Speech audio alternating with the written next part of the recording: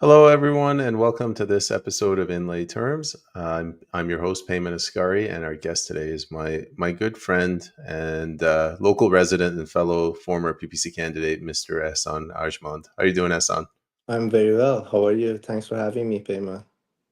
I, I'm good. I feel silly asking you this, but how do you pronounce your last name? Arjmand? Arjmand. Yeah, Arjmand. Arjmand. All right, Yeah. I've never heard that one either. Um, It's not, yeah. Sorry? It's not a very common last name. Well, it is a common Persian noun, Arjmand, but yeah, it's not very common last name. Yeah. Your I guess last I've name is more common, Asghari.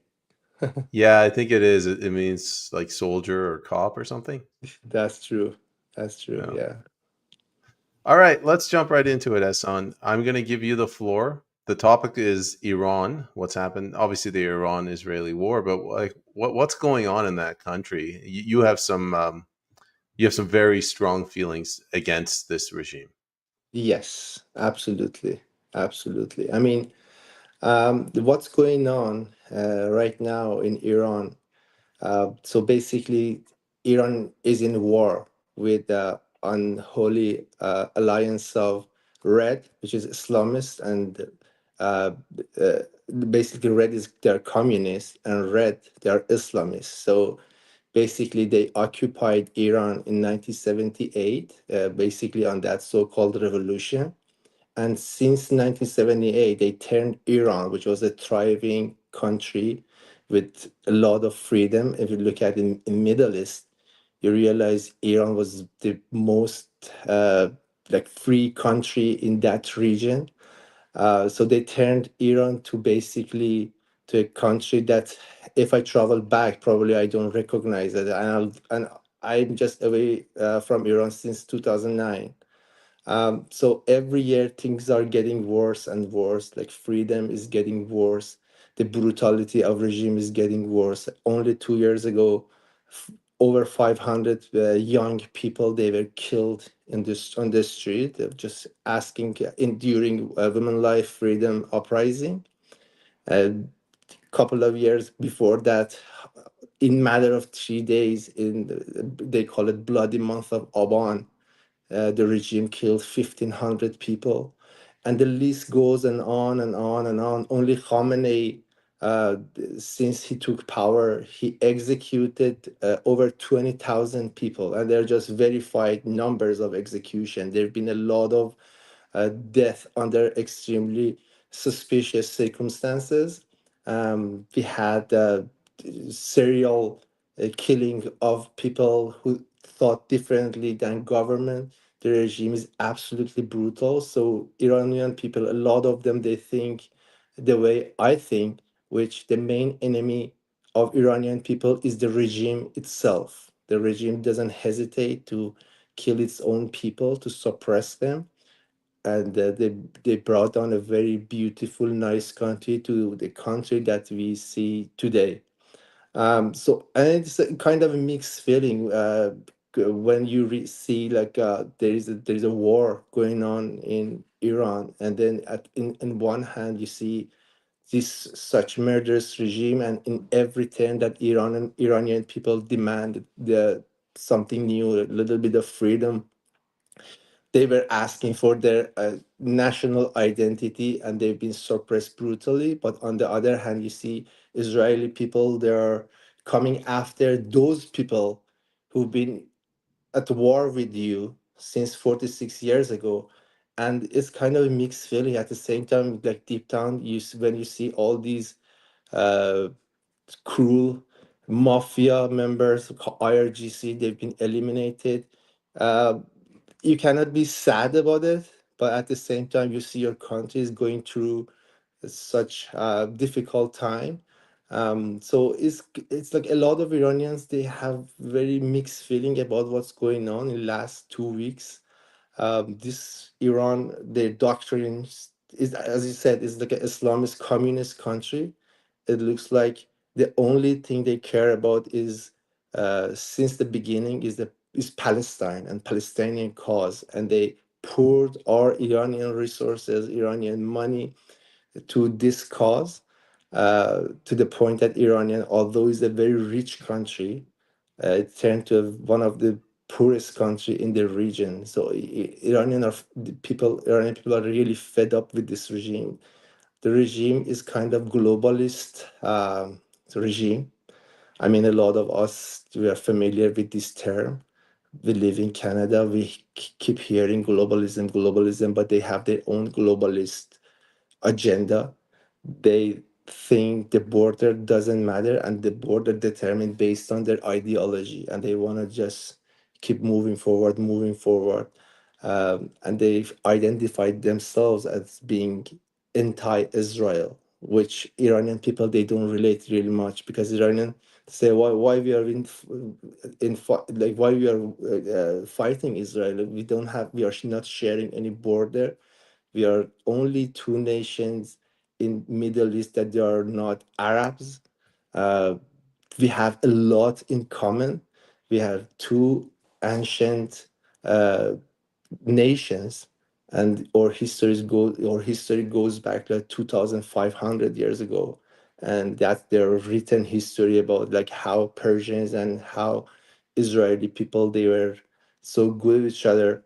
And just people, Iranian people, it doesn't make sense to them, like what's going on, like why government is so oppressive and the government hates Israel so much, but people, Iranian people, they find it very difficult to comprehend, and they don't agree with government. I try to give it very short summary, and I'm open to your question, Raymond. Sure. Let's go with communism. So here in Canada, we have a really hard time defining what that word means. People think it means Joseph Stalin, Russian clothes, hello, Yeah. comrade. What is it about Iran? Give us some examples that make it communist. Well, in Iran, is a very very aggressive type of communism is going on. Uh, First of all, full control. Like if you are in socialist, communism is a global socialism. So Iran, because we used to share border with Soviet Union, and Soviet Union historically they had very strong proxies in Iran. They call it the Tudeh party, which basically it was a party that trying to make sure like Soviet Union, they are protected, their benefits are protected from Iran. Uh, so first of all, like the full control, and we see a lot of like confession uh, on TV style, Stalin type of uh, kind of behavior, very aggressive, very controlling. Um, Basically, it's like pouring all resources of your own country for some global agenda, which got nothing to do with people of Iran. Um, Everything is controlled by government. Every single thing is controlled by government. The freedom is very, very, very limited, and I would say none. Personally, I would say none. So it's got all aspects of a communist country in Iran, and but the thing is, Iranian people, because during Shah time, they experience different type of lifestyle, very close to Western values. Uh, they have a hard time adjusting.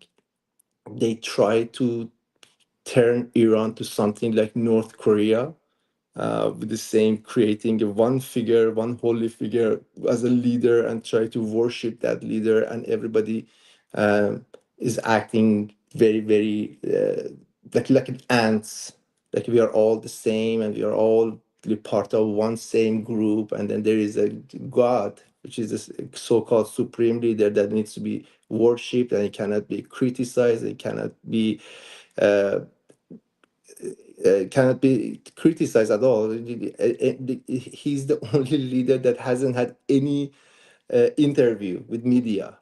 He's the only leader that there is no institution in Iran that question him. So basically, he has full control over everyday's lives of every single person in Iran. And whatever he says, this is the last word I'm saying. It doesn't matter if you're wrong or right. So that kind of situation is going on. And as I said, Iranian people that are educated, they have in their historical memory, they have different type of lifestyle during Shah time, and they cannot adjust the way this regime is imposing them to live their life. So there's been a lot of, like, ever since this regime took power, there's been a lot of demonstration. There will be a lot of opposition, but every turn they basically um, uh, just try to control the population, and they try to control this opposition, and then they try to somehow be to create a complete totalitarian system to have the final say. And they've been actually successful in the last 47 years. As I said, like, only Khamenei, he's responsible of executing 20,000 people. There's a lot of stories I can share with you, Pema. But that's the kind of situation right now. Yeah.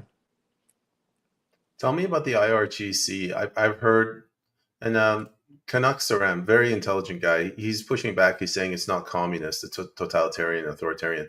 I get what he's saying. It's not based on Karl Marx 100%, but they Yeah. are going in that same direction. The IRGC controls almost all, definitely all big industry like dams, highways, factories, munitions, but Yeah. they're getting into small ones too. Like my friend said, if you want to sell cigarettes, you need to go through the IRGC. Absolutely. Every almost 90% of artists and celebrities, they're somehow connected to IRGC. They have full control of Iranian resources. They have full control of known people. And these people in this uh, war, they came to rescue IRGC. IRGC is a very crazy military group.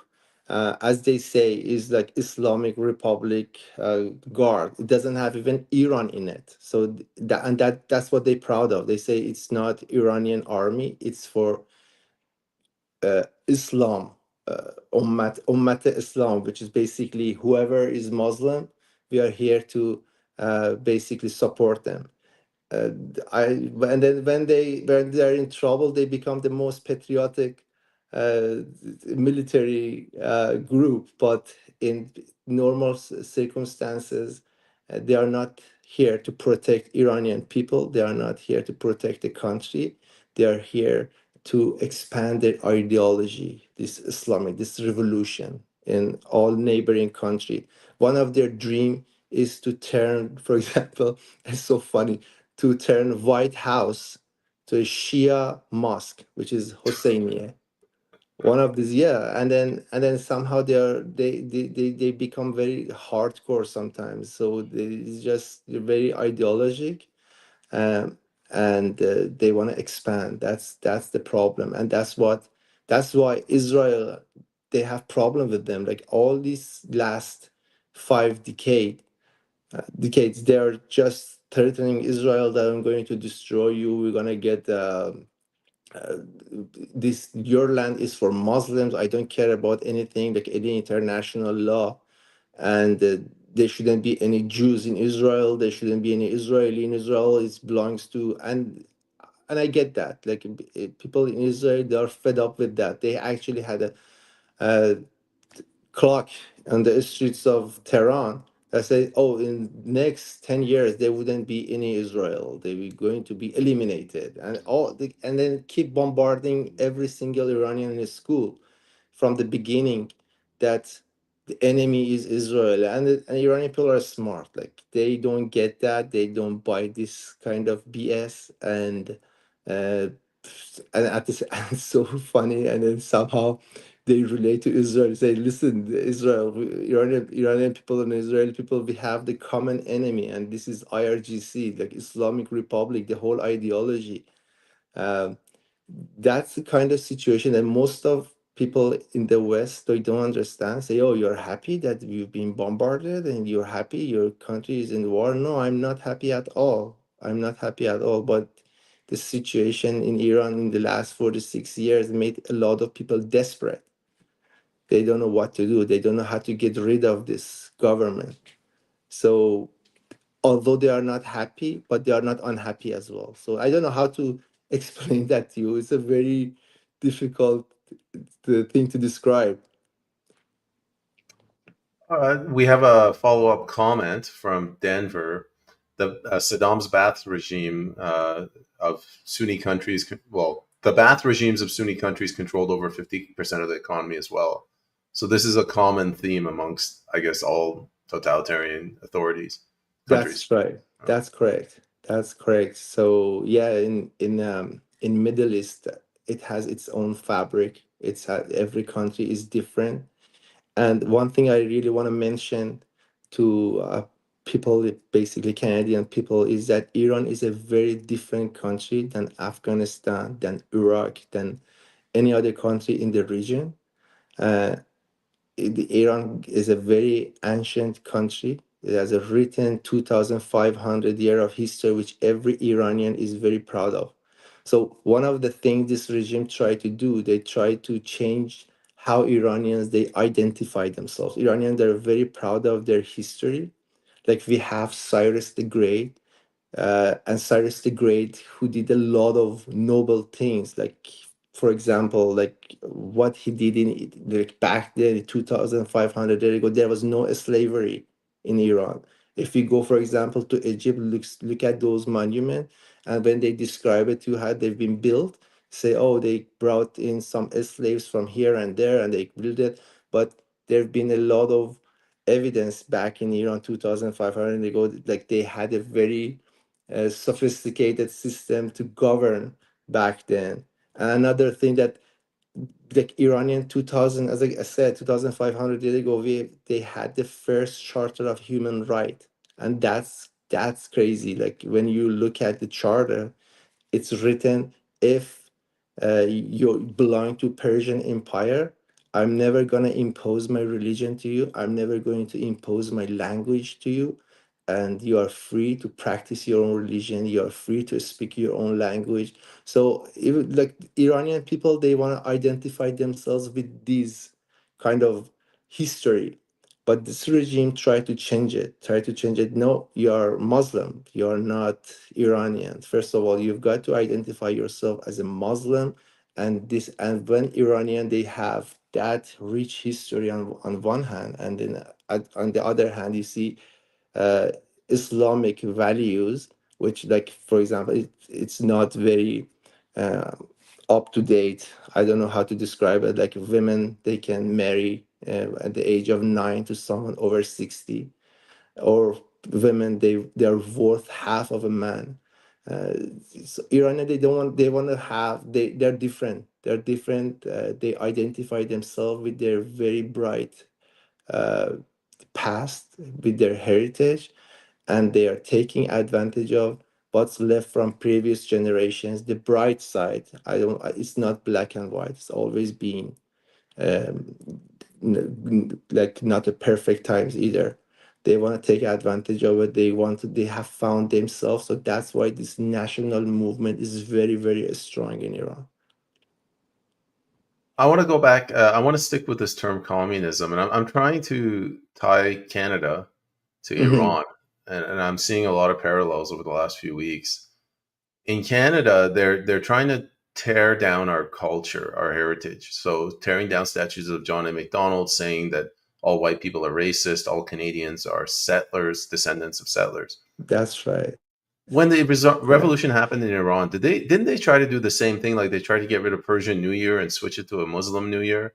Yes, yes, they did everything they could to. So they, first of all, so like as I said, Iranian people, they are at war with this Islamic regime since this Islamic regime took power. They try to basically like like all these traditions they try to somehow they prevented in the first place, And once they realize they cannot do it because the culture is so strong, it's coming from thousands years of it came from like thousands years ago. It's in every Iranian blood. Like if we come to Canada, we celebrate our uh, traditions as well. Like we have Chorshanbe Suri, you see what's going on in Ambleside, where people party, people dance. We have a very happy culture. So everybody like Iranians, they preserve that because it's just very fun. It's very um, like it's everything that is like a civilized person can dream of. Uh, and then they wanted to get rid of all these Iranian heritage, as you say, Nowruz. Like first of all, once they took power, they say, "Oh, Nowruz is not good.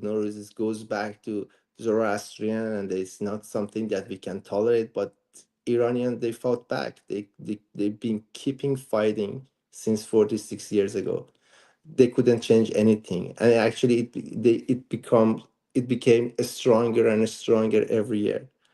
um, so that's right. That's right. And we see that in Canada, unfortunately, as well. Like, give like a very basic example. Justin Trudeau took power.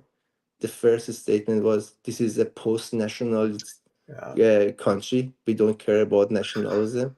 And Made that once he guy burn was in deep hell. in trouble, he said, "Oh, I love Canada. Oh, I love." So they're all the same. So basically, I don't see a lot of difference. Maybe in Iran things are much harsher, but they are taking the same path.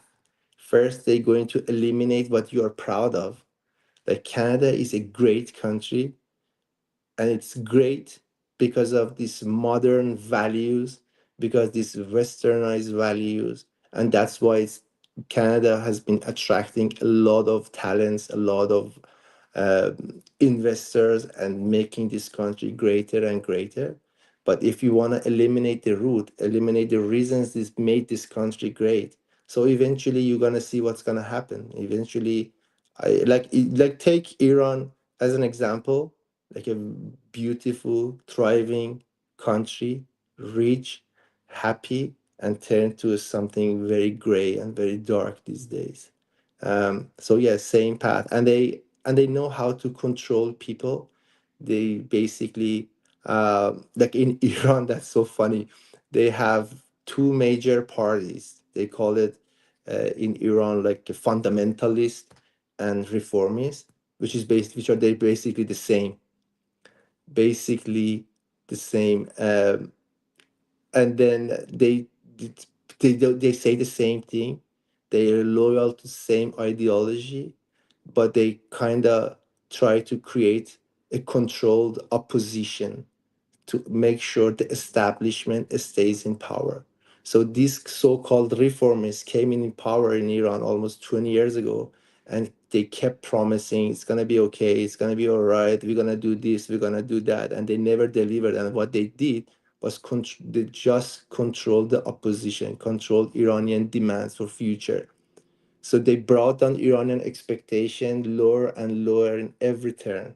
That's what they do, and that's what I see in Canada as well. Like, Canada is a uniparty as well. If you want to see like what's the difference between NDP or liberal or conservative, it's, I mean, so negligible, so negligible. Nothing, no party is bringing a real solution on the table.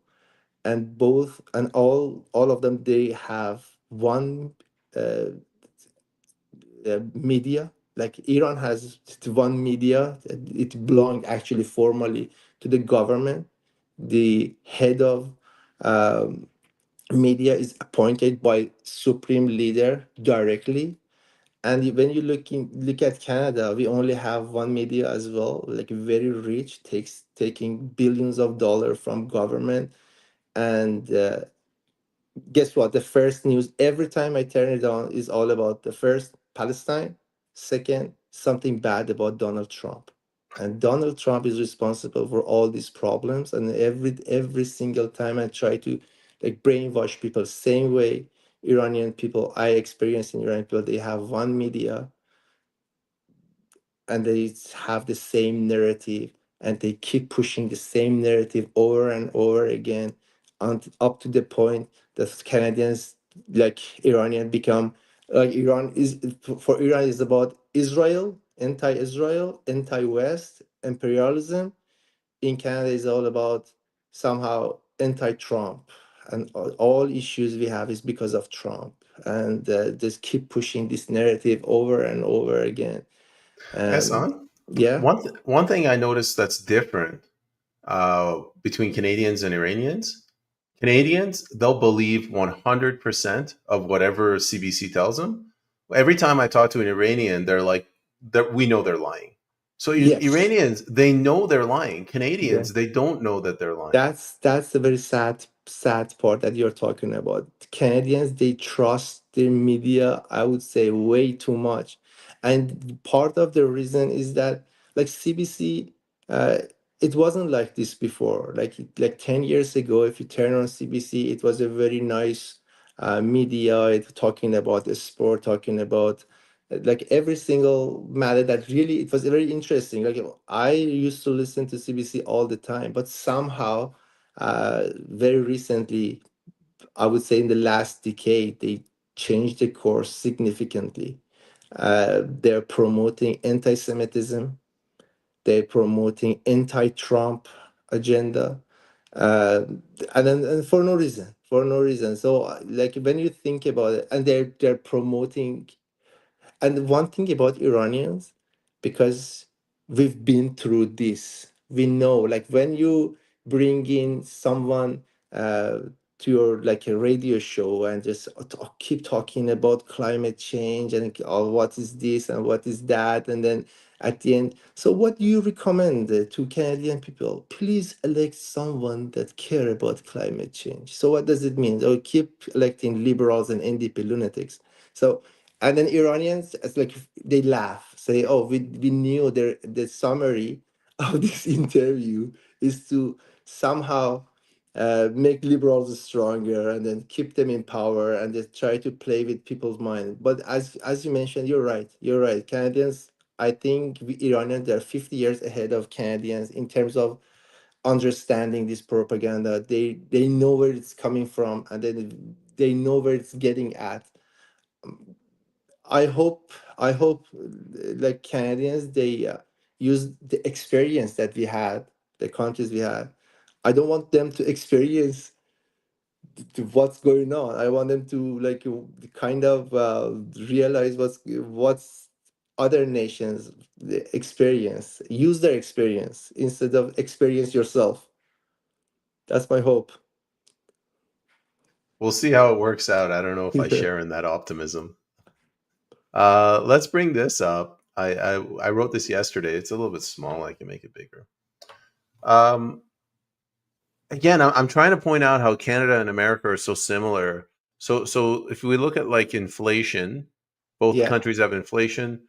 Both countries are trying to get away from cash.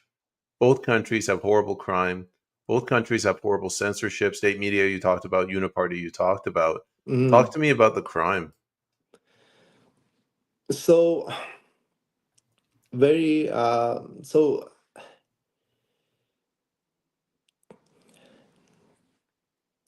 it's a like like justice system in Iran is very brutal.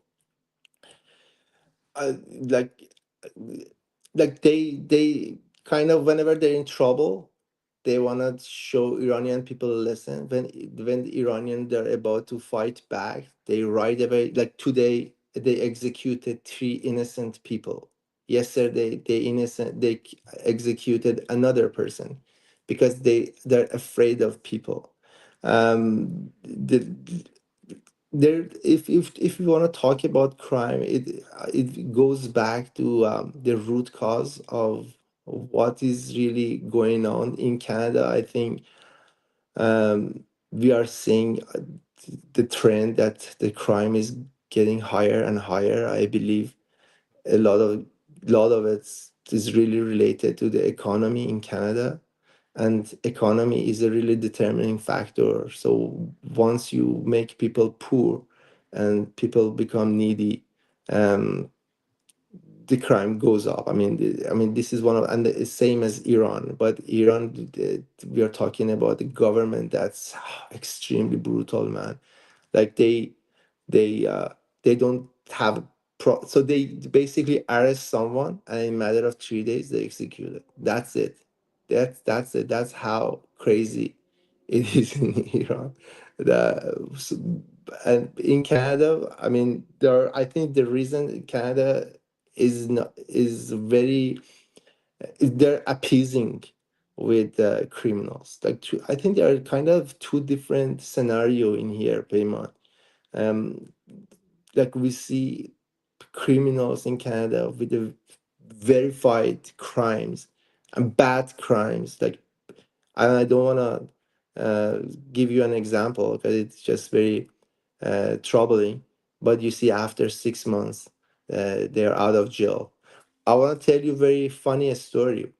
Like Iranian who are like they're outside of Iran and they are fighting against basically social media. We have not no other tool to fight back to the regime. Like all burdens on the shoulder of Iranian people inside Iran.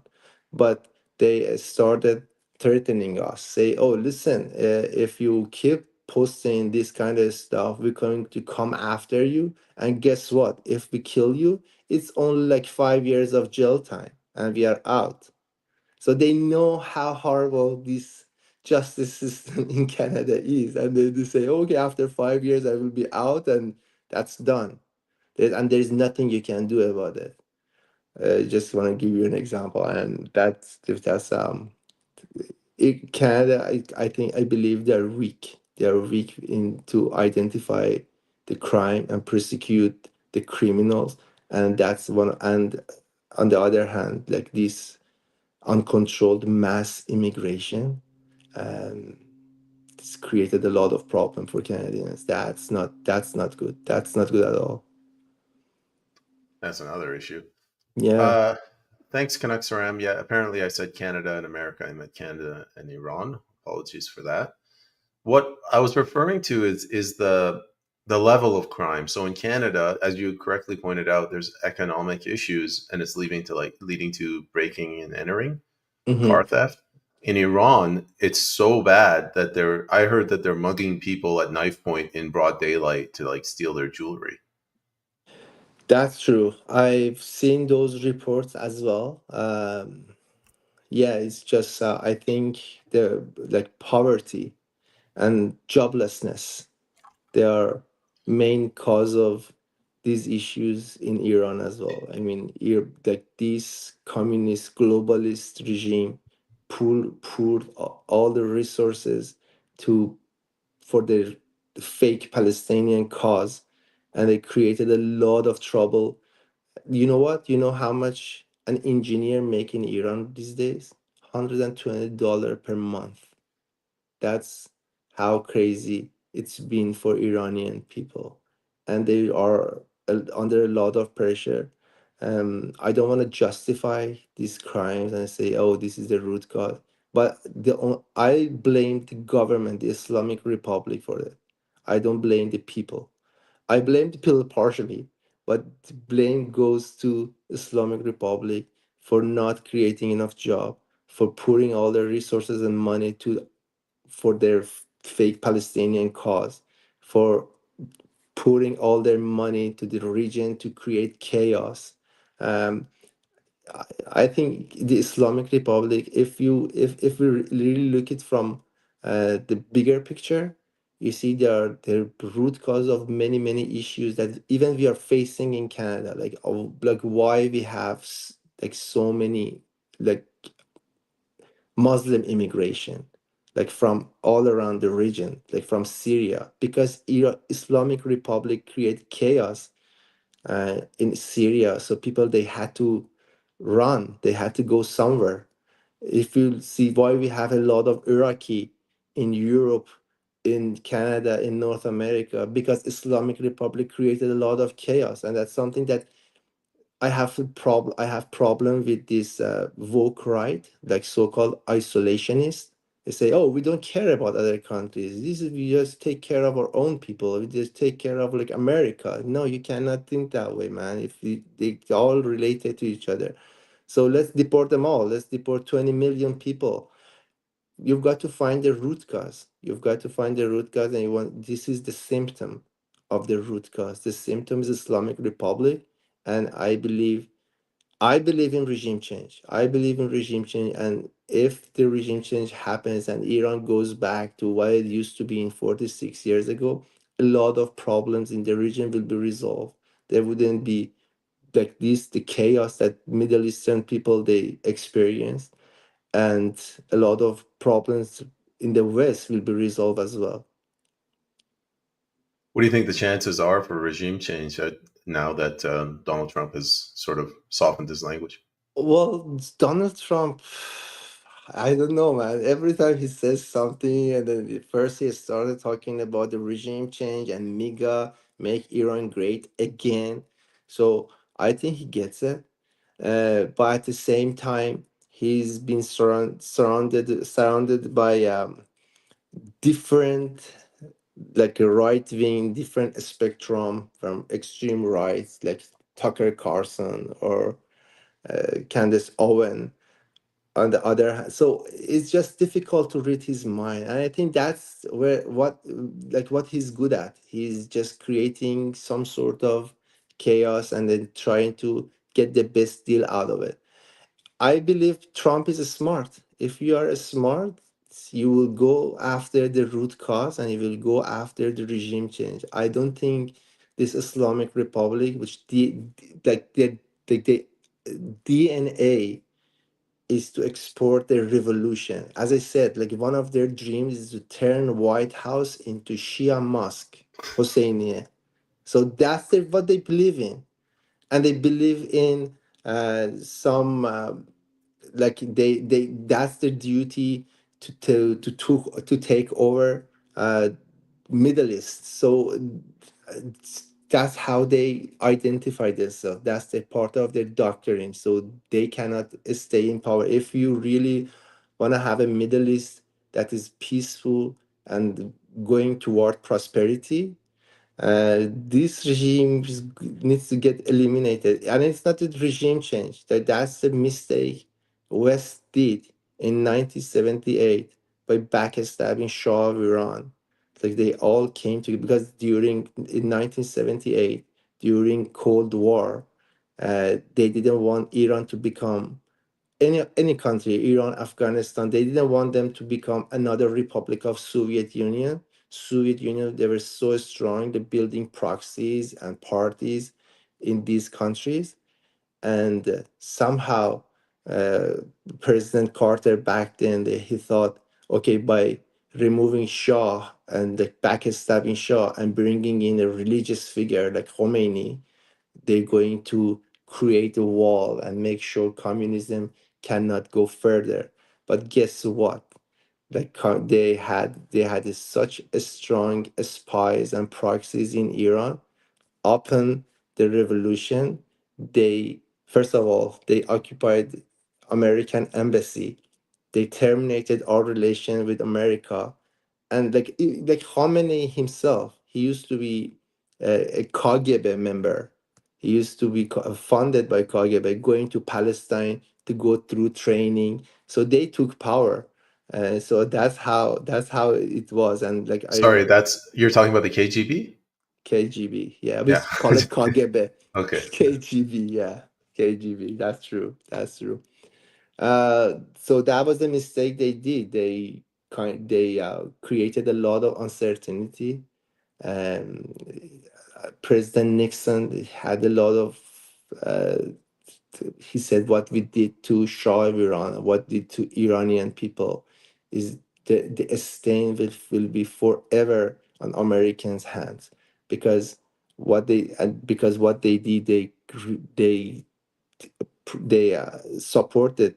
They actually did a regime change in 1978. Now it's not going to be a regime change. It will be a correction of course of action they did in 1978. They're going to unite with Iranian people, and Iranian people, their demands are to become a normal country like any other country. We are fed up with communism, Islamism. Um, I don't know if I could answer your question, Payman. No, you did. I guess follow up question: what do you think the chances are? Same question asked a different way. This Shah Pahlavi, what do you call him? Pahlavi, yeah, of course. I don't know. What's his first name? Reza, Reza He took the, Pahlavi. he took his Crown dad's name. Prince Reza Pahlavi, yeah. His, didn't his father take his father's name too? No, his father was Muhammad Reza Shah. Okay, He's all right. just Reza, yeah. So Reza Pahlavi, what do you think the chances are of him now coming back? Um, it's really hard to tell. It's really hard to tell. I mean, there are many elements in play. But what I can tell you that he's the most recognized figure. He's the only person that Iranian people with different, whoever not related to this government, like there are two types of people to related to this government. There are people who are benefiting from this government, and we see them a lot of them in Canada as well, in Vancouver. In last report, 700 of high-ranked IRGC, they immigrated to Canada under liberal government, and they have like mass operation in here. And there are some people that been actually brainwashed. But I would say 80% of Iranian, based on the statistic coming from them, um, they see him at least for transition, like someone, because Iran, we have it's a very vast country, different ethnicities, different type of opinions. So but he's the one that people can come together, and he's the one that if he really uh, accept the transition, there wouldn't be no chaos at all, because Iranian people, they have the best experience living under his father, and he's holding great value, and he's carrying a very uh, great brand, Pahlavi brand, like Pahlavi. Uh, they are they build the new Iran. Like his grandfather Reza Shah the Great, he's known as father of modern Iran. So there are a lot of good memories with them. He has a very good legacy, and he's been great. He's very consistent. He's very democratic, and he's very smart.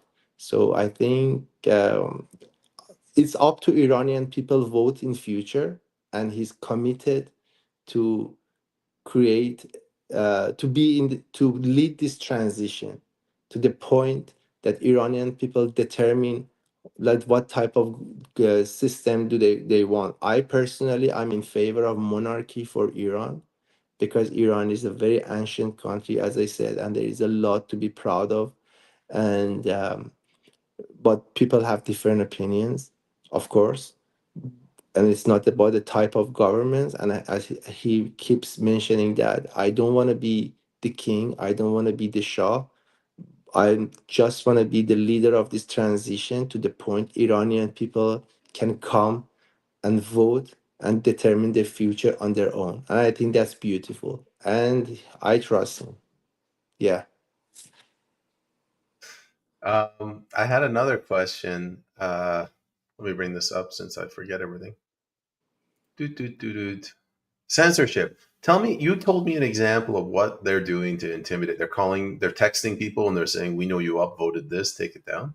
Yeah. Yes, they're texting people. So that's funny. They have cameras in every corner of Iranian street. They purchased high-end camera and the technology.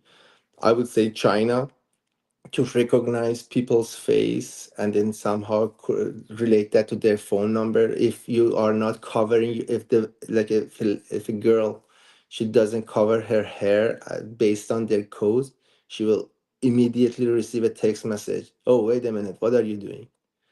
Next time I'm going to fine you like $20 or something. I don't know, but they have full control over Iranian people. Censorship. is massive in Iran. Is massive in Iran. Like you basically go to jail if you say something that government they don't like. And I think it resonates with you. It's very common. It's becoming something common in Canada too. So when you look at Bill, I would say 36 and 63, uh, you will find that, oh my God, it's happening in here too. And I want to tell you one thing. If it wasn't for Trump, liberals, they went ahead with a new bill, and they would even limit uh, Twitter X accounts, and they would go after whoever made comments they founded like Islamophobia or transphobia or whatever it is. Uh, so like one of the good things that happened to Canadian and probably Canadians they don't realize is that because of Trump, they are hesitating to implement those aggressive censorship in Canada as well. Yeah, yeah. So censorship, it has different shapes and forms. Um, like censorship is not just preventing type of information coming across to people, is just trying to change the narrative in a way that suits your agenda. Like one of the I want to give you an example, and that somehow is really bothering me when I see like Canadians or Americans, they keep talking about it and they have no idea what are they talking about. Like whenever we say Shah, we say, "Oh, wait a minute! In 1953, there was a Mossadegh in place, and then we kind of went and removed his democratic government." Absolutely false. That's this as crazy as it gets. So first of all, Mossadegh was the prime minister and Shah was the king. Shah was the most powerful figure in Iran. And then Mossadegh was never democratically elected. Mossadegh was not democratically elected. So that's the first lie. They keep saying, oh, he was democratically elected and he was a very democratic person. No, it was not. He was appointed by Shah. If they look at the constitution, like we had a constitutional monarchy in Iran back then. So what it happens is basically Shah, the king, propose a prime minister to, we call it parliament, we call it majlis or parliament, and then parliament approve that person. And then that in that case, that person becomes officially the prime minister. And that person has limited, like somehow the power is shared between the Shah and the prime minister. So after Mossadegh was in power and he was extremely incompetent, he brought down Iran to its knees. The economy was horrible.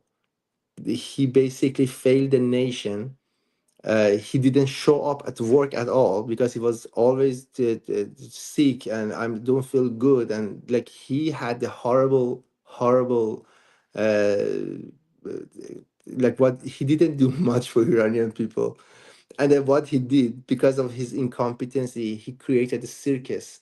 Like he tried to get more power and more power and more power, up to the point he himself dissolve the parliament.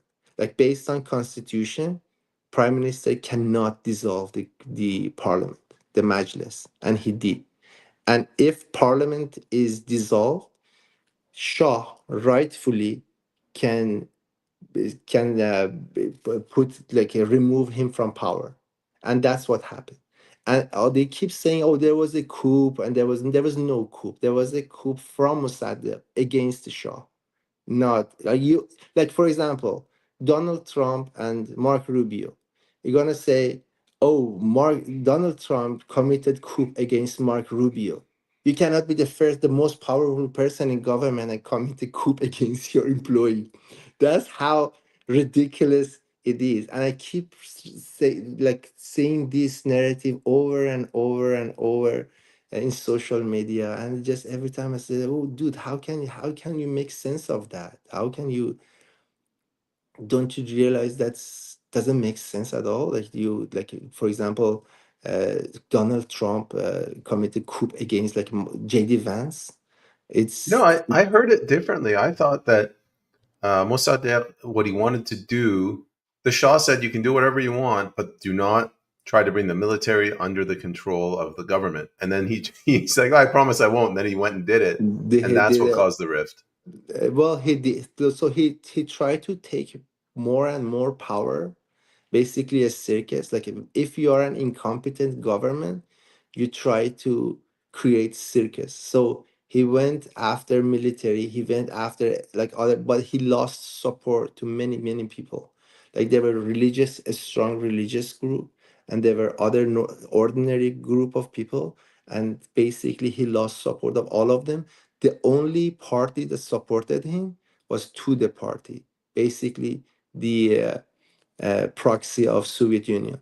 Like this Tudeh party, this Communist party, they they were like going to like parliament and asking to give all like Iranian oil to Soviet Union for free because you are part of one. So that's how crazy they used to be.